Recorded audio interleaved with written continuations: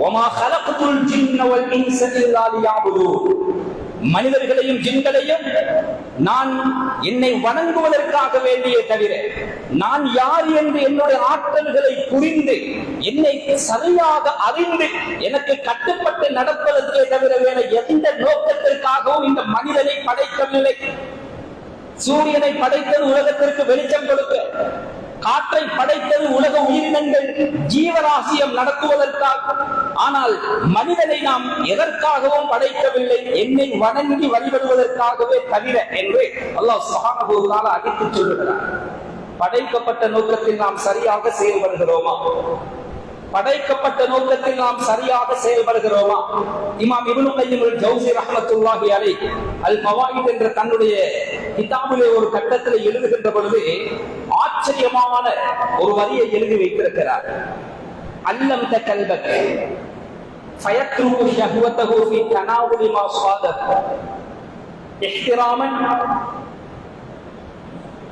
லிநிஅமதி வ ഖௌஃபன் மின் சத்வதி.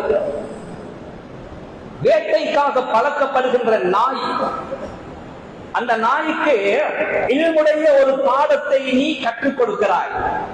அல்லம் தகல்பக, அந்த கல்புக்கு, அந்த நாய்க்கு ஹதீஸ்ல பேர் என்ன தெரியுமா? அல் கல்புல் முஅல்லம், கல்வி புகட்டப்பட்ட நாய். அல் கல்புல் முஜர்ரப் என்று வரவில்லை, ட்ரைனிங் கொடுக்கப்பட்ட நாய் என்று வரவில்லை. ஒரு ஹராம் ஹலால் சம்பந்தமான ஒரு பாடத்தை புகட்டாமல் ஒரு நாயை வேட்டைக்கு பயன்படுத்த முடியாது. அந்த பாடம் என்ன பாடம்? அந்த வேட்டை பிராணி ஒரு முயல் என்று வைத்துக் கொள்வோம். ஒரு நாய் சாதாரணமாக வேட்டையாடுகின்ற ஒரு பிராணி. அந்த பிராணியை வேட்டையாடுவதற்கு அந்த நாய் சித்தன பறப்பதற்கு முன்னால் அந்த எஜமான் பிஸ்மில்லாஹ் என்று சொல்லுவார். அது சொன்ன பிறகுதான் அந்த நாய் பறக்கும். இரண்டாவது நிபந்தனை, அது வேட்டையாடிய பிராணியை அந்த நாய் ருசிக்க முடியாது, அந்த நாய் சுவைக்க முடியாது. எஜமான் சாப்பிடும் வரைக்கும் அந்த நாய் அதை தொட்டு பார்க்கவும் கூடாது. அந்த நாய் சாப்பிட்டு விட்டால் எஜமானுக்கு ஹராமாகிவிடும். கண்ணியமான கணவான்களே, அன்பார்ந்த இஸ்லாமிய சகோதரர்களே, அல்லாமா இப்னு கய்யிம் அல் ஜௌஸி ரஹ்மத்துல்லாஹி அலைஹி அவர்கள் இந்த இடத்துல எதை தெளிவுபடுத்துகிறார்கள் என்றால்,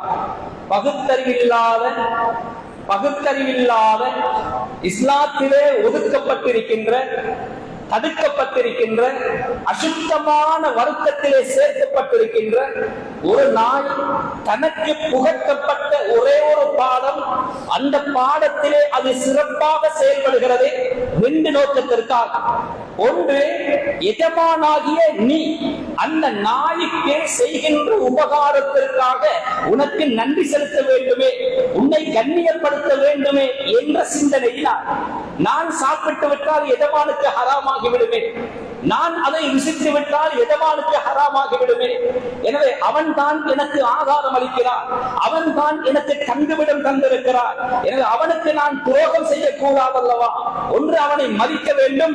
இரண்டாவது, மீறி நான் அதிலே செயல்பட்டு விட்டால் எஜமானுடைய கோபத்திற்கு ஆளாகி விடுவேனோ, அவனுடைய சாபத்திற்கு ஆளாகி விடுவேனோ, அவனுடைய தண்டனைக்குரியவனாக மாறி விடுவேனோ என்ற பயத்தின் காரணத்தினாலும் நன்றி உணர்வின் காரணத்தினாலும் போதிக்கப்பட்ட பாடத்தின்படி பக்குவமாக ஒரு நாய் நடக்கிறது என்றால், மனிதனே, மார்க்கமும் உனக்கு எத்துணை எத்துணை ஆயிரம் போதனைகளை சொல்லுகிறது.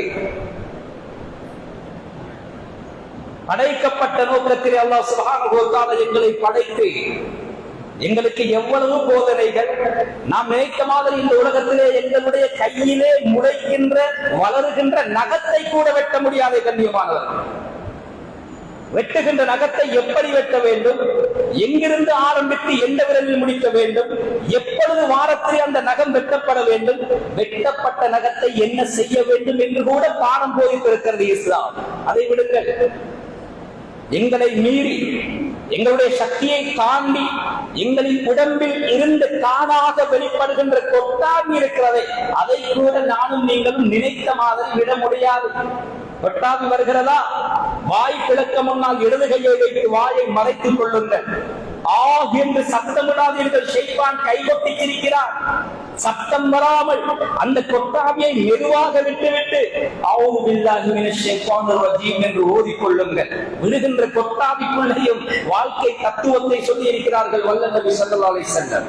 எங்களை மீறி வருகின்ற தும்மல் வருகிறதா, அந்த தும்மல் வருகின்ற பொழுது வாயை மறைத்துக் கொள்ளுங்கள், அல்ஹம்துலில்லாஹ் சொல்லுங்கள்.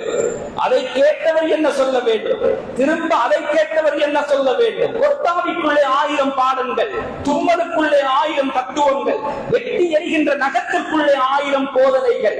அதைத்தான் மேடை பேச்சுக்களிலே சொல்லுவார்கள், எச்சி துப்புதல் தொடக்கம் ஆட்சி புரிகின்றவரை எப்படி எச்சி துப்ப வேண்டும் என்று கூட எங்களுக்கு மார்க்கம் போதித்திருக்கிறது என்றால் அந்த போதனை பிரகாரம் உலகத்திலே எங்களுடைய வாழ்க்கையை நாம் வாழ்கிறோமா? முஹர்ரமுடைய மாதத்திலே இருக்கிறோம். முஹர்ரமுடைய மாதம் இஸ்லாத்தின் முதல் மாதம்.